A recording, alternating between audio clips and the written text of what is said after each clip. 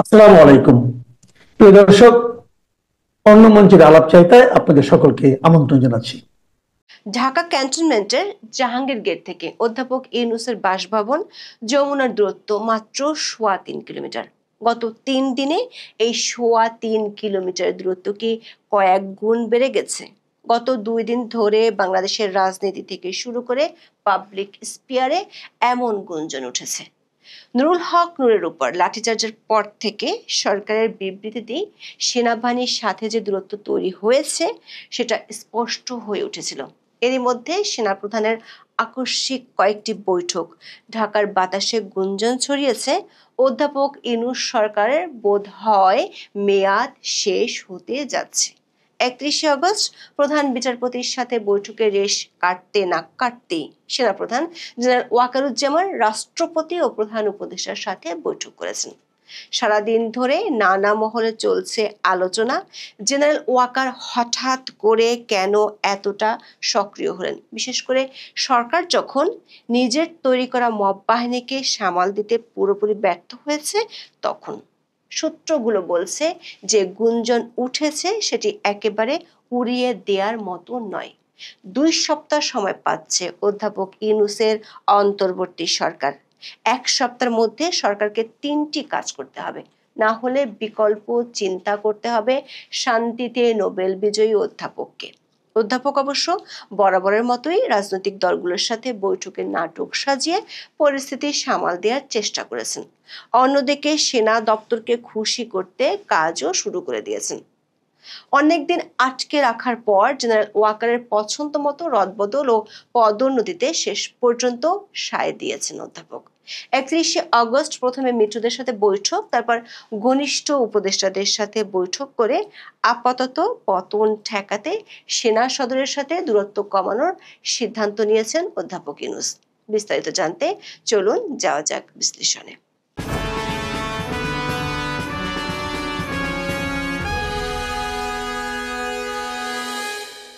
দেশ জুড়ে লাটে উঠেছে আইন শৃঙ্খলা, প্রকাশ্যে চলছে মব সন্ত্রাস। সরকার সমর্থকরাই বলছেন এর চেয়ে জঘন্য আইন শৃঙ্খলা পরিস্থিতি তারা আগে কখনো দেখেনি। এখন রাস্তায় বের হতে হলে তাদের যান হাতে নিয়ে বের হতে হচ্ছে। সরকার ও সরকারের বাইরের লোকজন মনে করে এর পেছনে মূল দায়ী হলো মব সন্ত্রাস, আর সরকারি সমর্থকরাই এই মব সন্ত্রাস করছে সরকারেরই আশকারায়। সবশেষ মব সন্ত্রাস ঠেকাতে গিয়ে ২৯শে আগস্ট আইন শৃঙ্খলা বাহিনীর বেদম পিটুনিতে আহত হয় গণ অধিকার পরিষদের সভাপতি নুরুল হক নূর।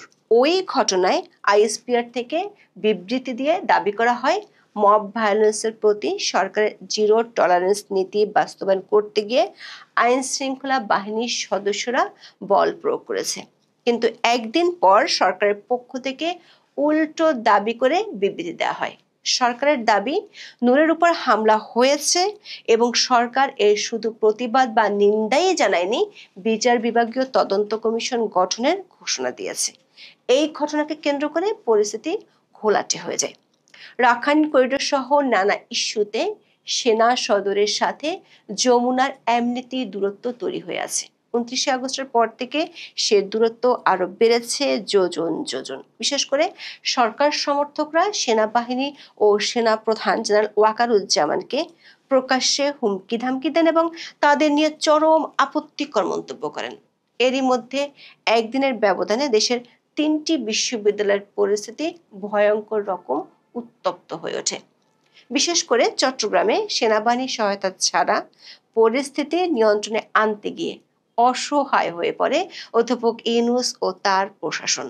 অথচ ৩০শে আগস্ট অধ্যাপক ইউনূস তার কিছু ঘনিষ্ঠ উপদেষ্টাকে সাথে নিয়ে বৈঠক করে সেনাবাহিনীর উদ্দেশ্যে চ্যালেঞ্জই ছুড়ে দিয়েছিলেন। বলেছিলেন, যত বড় ক্ষমতাধরই হোক না কেন কেউ রেহাই পাবে না।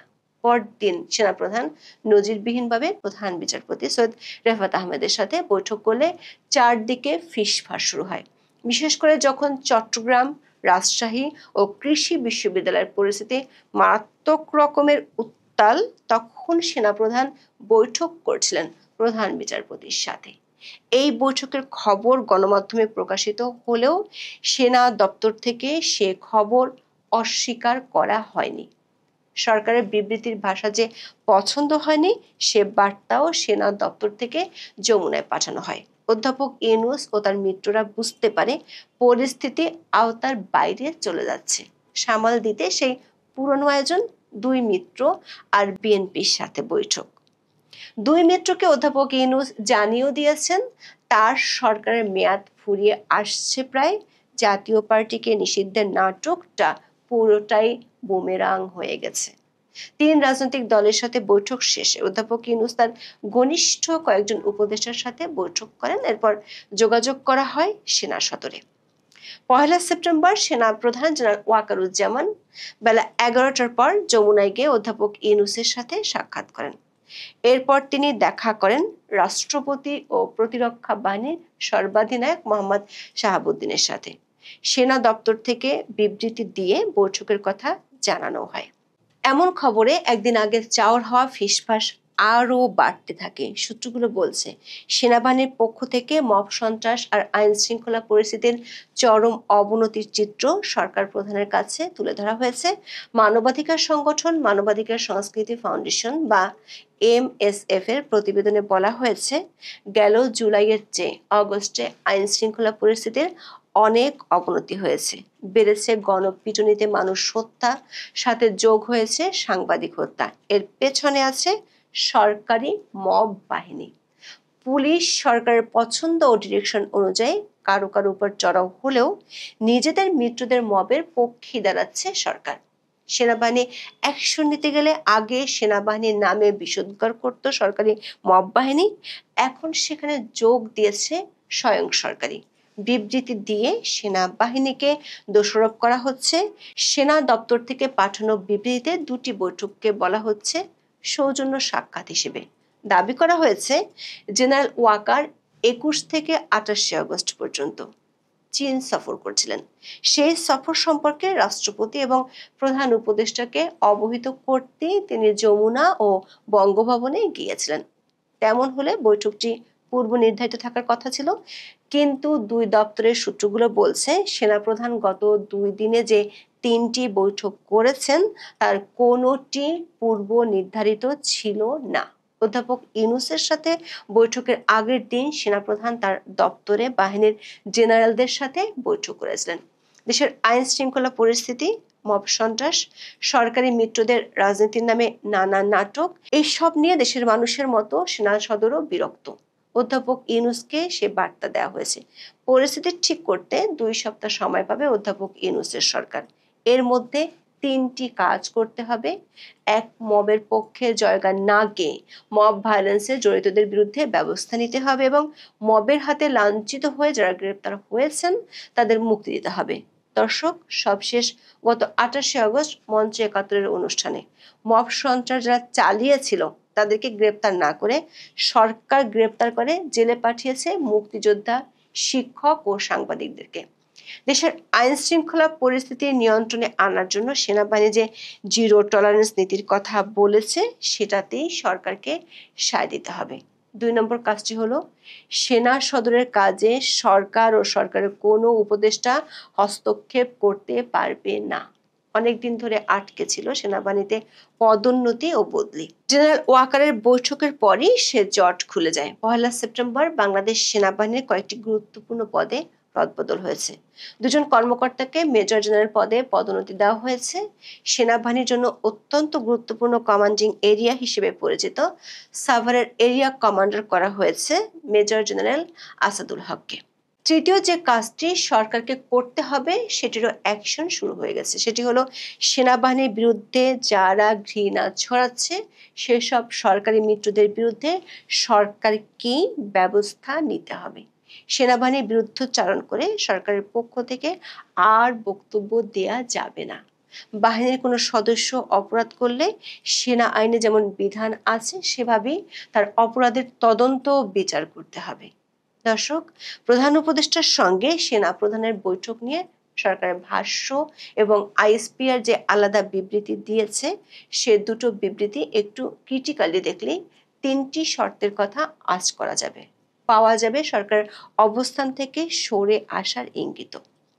নূরের উপর লাঠিচার্জের ঘটনা নিয়ে 2 দিন আগে প্রধান উপদেষ্টার দপ্তর ক্ষোভ ঝেড়েছিল সেনাবাহিনীর উপর, কিন্তু 1 সেপ্টেম্বরের বিবৃতিতে এর কোনো ছোঁয়াই পাওয়া যায়নি, বরং সেনাবাহিনীর ভূমিকা নিয়ে রীতিমতো উচ্ছ্বসিত ডক্টর মোহাম্মদ ইউনূস। প্রধান উপদেষ্টার কার্যালয়ের বিবৃতিতে বলা হয়, বৈঠকে প্রধান উপদেষ্টা বর্তমান পরিস্থিতিতে বেসামরিক প্রশাসনকে সহায়তায় সেনাবাহিনীর ভূমিকা নিয়ে আলোচনা করেন।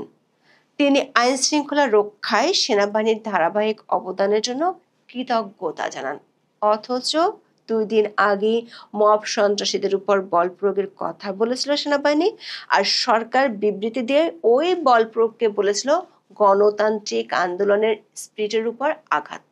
2 দিন আগে ছিল যেটা প্রচ্ছন্ন হুমকি, সেটি এখন হয়ে গেল কৃতজ্ঞতা।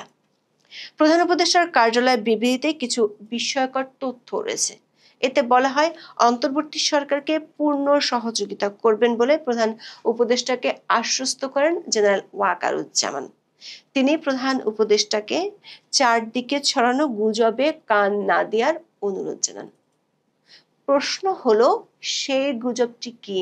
আবার বিবৃতির এই ভাষা থেকে বোঝা যায় প্রধান উপদেষ্টা নিজেও গুজব নিয়ে অস্বস্তিতে ভুগছেন আর তাকে আশ্বস্ত করছেন সেনাপ্রধান।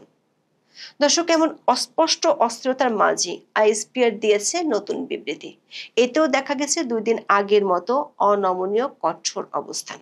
রাষ্ট্রপতি এবং প্রধান উপদেষ্টার সঙ্গে বৈঠকের তথ্য দিয়ে বলা হয়, সেনাবাহিনী প্রধান আশ্বস্ত করেন দেশের আইন শৃঙ্খলা পরিস্থিতির উন্নয়ন ও জনগণের নিরাপত্তা নিশ্চিত করতে বাংলাদেশ সেনাবাহিনীর সর্বাত্মক সহযোগিতা অব্যাহত রাখবে।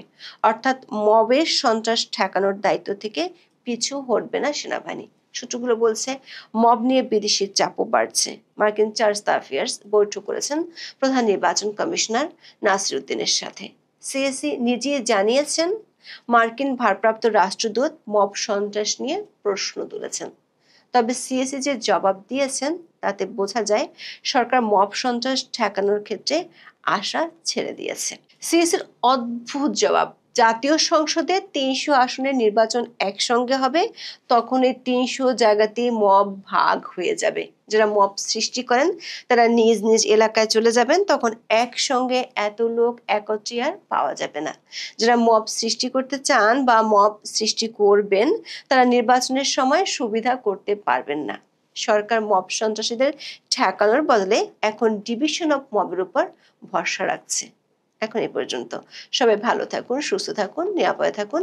দেখা হবে আগামী পর্বে।